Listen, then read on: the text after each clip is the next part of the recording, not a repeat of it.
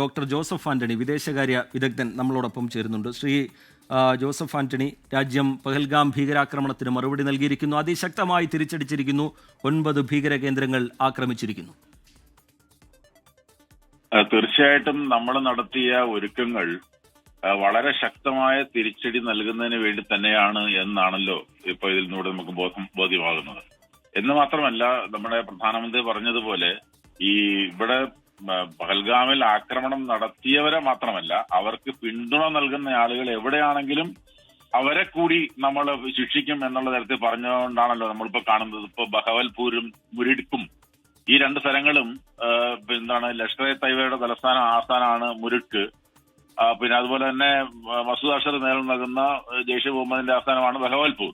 അപ്പൊ അങ്ങനെ അത്രയ്ക്ക് നമ്മൾ പാക് ഒക്കുപ്പൈഡ് കാശ്മീരും പാകിസ്ഥാന്റെയും ഉള്ളിലേക്ക് കയറി ഈ പറഞ്ഞ കേന്ദ്രങ്ങളെ, അത് നമ്മൾ വളരെ സൂക്ഷ്മമായിട്ടാണ് കാര്യങ്ങൾ തെരഞ്ഞെടുത്തിരിക്കുന്നത് അതിനകത്ത് ബോധ്യമാണ്. അപ്പൊ അതുകൊണ്ട് നല്ല തിരിച്ചടി, അതിശക്തമായ തിരിച്ചടി എന്ന് പറയുന്ന 9 കേന്ദ്രങ്ങളിലാണ് നമ്മൾ നേരത്തെയൊക്കെ നടത്തിയിരുന്നതിൽ നിന്ന് വ്യത്യസ്തമായി വളരെ വ്യാപകമായി, വളരെ ശക്തമായി, കൃത്യമായി പിന്നെ ഇവർക്ക് സന്ദേശം, ഈ ആക്രമണത്തിന് നേതൃത്വം നൽകുന്നവർക്ക് കൃത്യമായ സന്ദേശം നൽകുന്ന തരത്തിലുള്ള ആക്രമണമാണ് ഇന്ത്യ നടത്തിയിരിക്കുന്നത്.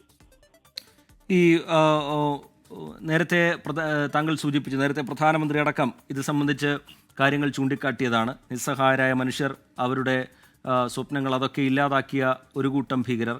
പക്ഷേ അതിൽ തന്നെ പ്രധാനം, ആരാണ് അവർക്ക് പിന്തുണ നൽകുന്നത്, ആരാണ് അവരെ പറഞ്ഞയക്കുന്നത്, ആരാണ് അവർക്ക് വേണ്ട എല്ലാ സഹായങ്ങളും ഒരുക്കി കൊടുക്കുന്നത്, അവിടെയാണ് അതിൻ്റെ അടിചെന്ന് വീഴേണ്ടത് എന്നുള്ളത് കൃത്യമായ ബോധ്യം ഇന്ത്യക്കുണ്ടായിരുന്നു. അതിൻ്റെ ഭാഗമായുള്ള കാത്തിരിപ്പ് എന്ന നിലയിലാണോ ഇത്രയും ദിവസങ്ങളെ നമ്മൾ കാണേണ്ടത്, ജോസഫ് ആന്റണി? അല്ല, അതെ. കാരണം വെച്ചാൽ നമ്മള് നേരത്തെ 2014, 2019 നമ്മള് സർജിക്കൽ സ്ട്രൈക്ക് നടത്തി, അത് ഓരോ കേന്ദ്രങ്ങളിലാണ് നടത്തിയത് നമ്മള്. പക്ഷെ എന്നാൽ നമുക്ക് ഇത്തവണ അങ്ങനെ പോരാ. കാരണം അങ്ങനെ ഓരോ കേന്ദ്രങ്ങളിൽ നമ്മൾ നടത്തിയെങ്കിലും 2025 നമുക്ക് വീണ്ടും നിരപരാധികളെ ആളുകളുടെ ജീവനെടുക്കുന്ന തരത്തിലേക്ക് ഭീകരാക്രമണം ഉണ്ടായി. അപ്പൊ ഇനിയും ഇങ്ങനെ നിരന്തരം ഭീകരാക്രമണത്തിന് നമ്മുടെ ആളുകളെ വിട്ടുകൊടുക്കാൻ കഴിയത്തില്ല ഒരു ഉത്തരവാദിത്തപ്പെട്ട രാഷ്ട്രത്തിനും. അപ്പൊ സ്വാഭാവികമായും അതിന്റെ തിരിച്ചടി, അതായത് നമ്മൾ ഇനി ഒരു ഭീകരാക്രമണം ഇന്ത്യയെ പോലൊരു രാജ്യത്ത് ഒരാൾ നടത്തുമ്പോൾ, ഒരു സംഘടന നടത്താൻ ശ്രമിക്കുമ്പോൾ 2 തവണ അവർ കൃത്യമായി ആലോചിച്ചതിന് ശേഷമേ ചെയ്യാൻ പാടുള്ളൂ. അതുകൊണ്ട് ഇനി അങ്ങനെ ഒരു ആക്രമണം ഇവിടെ തുടരാൻ പാടില്ല. അതുകൊണ്ടാണ് ഇത്രയും അതിശക്തമായ തിരിച്ചടി കൊടുക്കാനായിട്ട് നമ്മൾ തീരുമാനിച്ചിരിക്കുന്നത്. ഇങ്ങനെ ഒരു ആക്രമണത്തിന് സഹായങ്ങളും, പഹൽഗാമിൽ ഇങ്ങനെ ഒരു ആക്രമണത്തിന് സഹായങ്ങളും ചെയ്തു നൽകിയിട്ടും പാകിസ്ഥാൻ അന്താരാഷ്ട്ര തലത്തിൽ ഉയർത്തിയ വാദങ്ങൾ നമുക്ക് മുമ്പിലുണ്ട്. ഒരു ഇരവാദം മുന്നോട്ട് വയ്ക്കുകയും ഇന്ത്യ ഞങ്ങളെ ആക്രമിക്കാൻ പോകുന്നു എന്ന വേവലാതിയും പരിഭവവും ഒക്കെ അന്താരാഷ്ട്ര തലത്തിൽ ഉയർത്തുന്നതും, പക്ഷേ അത് ഒരു പരിധിവരെ വിജയം കണ്ടില്ല എന്നുള്ളതാണ് അതിൻ്റെ യാഥാർത്ഥ്യം. പത്താൻകോട്ടിലൊക്കെ സംഭവിച്ചത് നമുക്ക് മുമ്പിലുണ്ട്, ഉറിയിലൊക്കെ സംഭവിച്ചത് നമുക്ക് മുമ്പിലുണ്ട്. അതിനൊക്കെ അതിശക്തമായി തന്നെ ഇന്ത്യയുടെ ഭാഗത്ത് നിന്ന് തിരിച്ചടി ഉണ്ടായതാണ്, സമാനമായ രീതിയിലുള്ള തിരിച്ചടി. ശ്രീ ജോസഫ് ആന്റണി, അവര് പിന്നെ ഐക്യരാഷ്ട്ര സുരക്ഷാ കൗൺസിൽ അംഗമാണ് പാകിസ്ഥാൻ. ഇപ്പോ അത് ആ ഒരു അംഗത്വം വച്ചുകൊണ്ട് എന്തെങ്കിലും അന്തർദേശീയ തലത്തിൽ ഒരു മെച്ചമുണ്ടാക്കാനും, അന്തർദേശീയ തലത്തിൽ ഇന്ത്യ ഞങ്ങൾ അടിക്കാൻ പോകുന്നു, ആക്രമിക്കാൻ പോകുന്നു എന്ന് പറഞ്ഞുകൊണ്ട് ഈ അന്തർദേശീയ തലത്തിലുള്ള പിന്തുണ നേടാനുള്ള ശ്രമമായിരുന്നല്ലോ കഴിഞ്ഞ ദിവസം നടത്തിയത്. ആ സമിതിക്കകത്ത് തന്നെ ആളുകൾ ചോദ്യം ഉന്നയിക്കാൻ തുടങ്ങി. നിങ്ങൾ ന്യൂക്ലിയർ ആയുധം ഉപയോഗിക്കാൻ ശ്രമിക്കുന്നു, നിങ്ങളുടെ ഭീകരന്മാര് മതം ചോദിച്ചുകൊണ്ട് ആളുകളെ നിഷ്ഠൂരമായി കൊലപ്പെടുത്തുന്നു, ഇതിനൊക്കെ നിങ്ങൾ ഉത്തരം പറയണമെന്നുള്ള തരത്തിലുള്ള ചോദ്യങ്ങളാണ് ഐക്യരാഷ്ട്ര സംഘടനയിലെ ഈ സുരക്ഷാ കൗൺസിൽ അംഗങ്ങൾ ചോദിച്ചത്. അപ്പൊ അതവിടെ പൊളിഞ്ഞു. അപ്പൊ എന്ന് മാത്രമല്ല, ഇത് അന്തർദേശീയ തലത്തിൽ പിന്തുണ നേടാൻ ഞങ്ങൾ ഇത് ആക്രമിക്കാൻ പോകുന്നു, 24 മണിക്കൂറിൽ ആക്രമിക്കും, 36 മണിക്കൂറിൽ ആക്രമിക്കും എന്ന് പറഞ്ഞുകൊണ്ട് മന്ത്രിമാര് നിലവിളി ആയിരുന്നല്ലോ നടത്തിക്കൊണ്ടിരുന്നത്. അപ്പൊ അതിനൊക്കെ കൃത്യമായ, കാരണം മസൂദ് അസറിനെ പോലെയുള്ള ആളുകളെ ആരാ പിന്തുണയ്ക്കുന്നതെന്ന് എല്ലാവർക്കും അറിയാമല്ലോ. അവർക്ക് എത്ര 2, 3, 4 റൗണ്ടിൽ പിന്നെ പ്രൊട്ടക്ഷൻ ഒരുക്കി കൊടുക്കുന്ന തരത്തിലുള്ള സംവിധാനം പാകിസ്ഥാൻ ഒരുക്കുന്നത് ലോകം കണ്ടുകൊണ്ടിരിക്കുകയല്ലേ.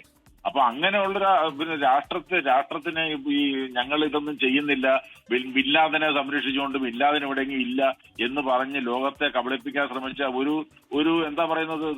കളവ് മാത്രം പറയുന്ന ഒരു രാജ്യമായി പാകിസ്ഥാൻ മാറിയിട്ടുണ്ട് ഭീകരരുടെ കാര്യത്തിൽ എന്നുള്ളത് ലോകത്തിന് മുഴുക്കെ അറിയാം.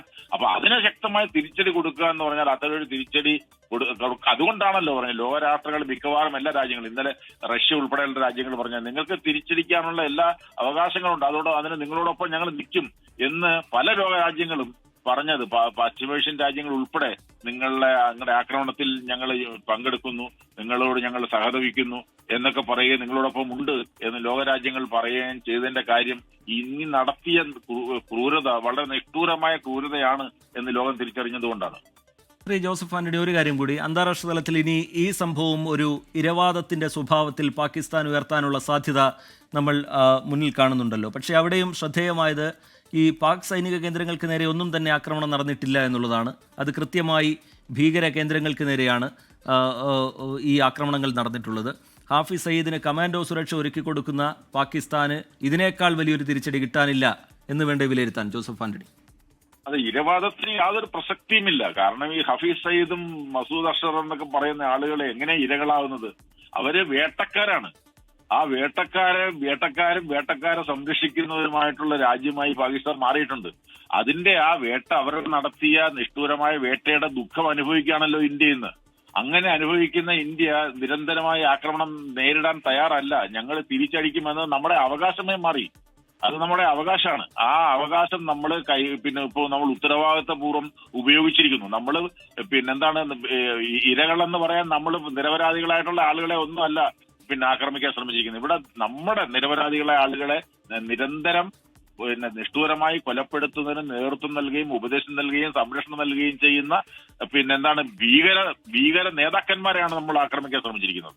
ശരി, വളരെ നന്ദി. ഈ ഘട്ടത്തിൽ പ്രതികരിച്ചതിന് ഡോക്ടർ ജോസഫ് ആന്റണി, വിദേശകാര്യ വിദഗ്ധൻ, നമ്മളോട് സംസാരിക്കുകയായിരുന്നു. പഹൽഗാം ഭീകരാക്രമണത്തിന് ഓപ്പറേഷൻ സിന്ധൂറിലൂടെ ഇന്ത്യ കനത്ത തിരിച്ചടി നൽകിയിരിക്കുകയാണ്. 9 പാക് ഭീകര കേന്ദ്രങ്ങളാണ് ഇപ്പോൾ ആക്രമിച്ചിരിക്കുന്നത്. കനത്ത നാശനഷ്ടങ്ങൾ ഈ മേഖലയിൽ ഉണ്ടായിട്ടുണ്ട് എന്നുള്ളതാണ് ഇപ്പോൾ മാധ്യമങ്ങളിലൂടെ നമ്മൾ മനസ്സിലാക്കുന്നത്. പുറത്തു വരുന്ന വിവരങ്ങൾ, അതിൻ്റെ ആഘാതം എത്രത്തോളം വലിയ തിരിച്ചടി ഭീകരർക്ക് നൽകാൻ കഴിഞ്ഞിട്ടുണ്ട് എന്നതൊക്കെ ഔദ്യോഗികമായി സൈന്യമോ പ്രതിരോധ മന്ത്രാലയമോ ഉടൻ തന്നെ രാജ്യത്തോട് വിശദീകരിക്കും എന്നാണ് നമ്മൾ മനസ്സിലാക്കുന്നത്.